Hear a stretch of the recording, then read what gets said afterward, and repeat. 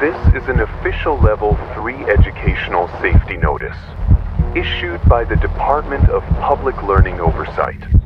Please stay calm and listen closely. This is not a test. This is not a weather warning. This is not a fire drill. Do not go to school tomorrow, even if your phone alarm rings, even if your school bus arrives exactly on time. Especially then, all learning centers are closed, even if you see people entering them. We've received multiple reports and footage, shaky, low resolution, from towns across the county, doors unlocking on their own, classrooms lighting up before dawn, security workers disappearing mid-duty. One guard's flashlight was still on when they found it, flickering against a wall. A half-finished drink still steaming. The radio on the desk whispering. Breathing sounds, but no one was there. Do not approach anyone wearing school staff uniforms. They might smile. They might say your name. They may seem friendly, but we do not believe they are still who they were. A cleaning man was seen waving at children at the front gate. When the camera zoomed in, his hands were on backwards.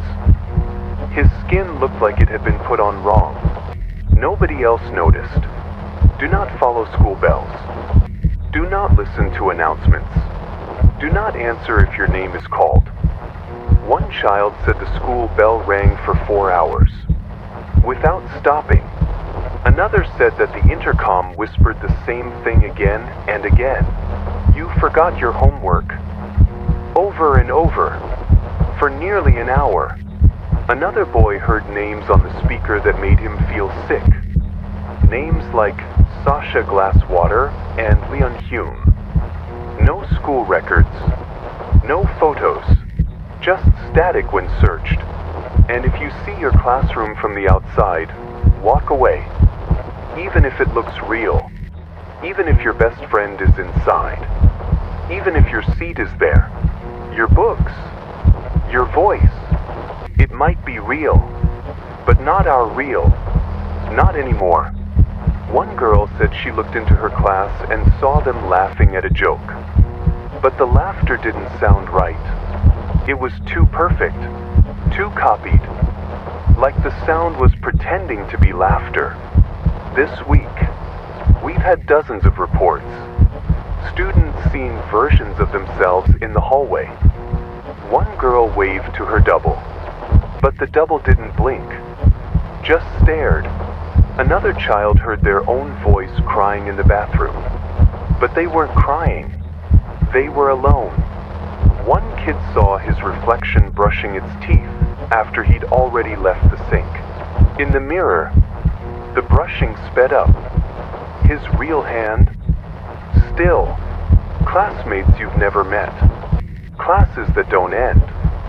In File 9F, a student reported a math class that lasted 13 hours. No one could leave. Their hands kept writing. Fingers red. Paper torn. Equations soaked in blood. The clock ticked, but the time didn't change. Windows show things that aren't outside. One student said she saw the football field underwater. Another saw frozen parents standing in the parking lot. Still, unmoving, staring at the school windows for hours. A girl's phone auto-connected to the school Wi-Fi, even though she was at home. The name of the network was Room Too Cold. She shut her phone for a week. Those who entered school today, we haven't heard from them. Their GPS froze. Phones went dark. But their online accounts started posting. Pictures that don't make sense. One student had no eyes. Still smiled in the photo. Another showed a teacher talking to no one. Empty classroom. Still teaching. A 20-second live stream was posted by a missing student. A locker door opened slowly. Nothing inside, except a pair of upside-down shoes. The caption read, "Found him." Then it cut. Two investigators went in. Their body cams glitched and failed. One last image was saved. Something looked into the camera. It wore a teacher's face, but not correctly. It blinked like it had learned to. Then it smiled. Not with lips, with its eyes. We can't confirm if your friends are still themselves. If someone messages you saying, "They left early," or "Don't remember being in class," block them.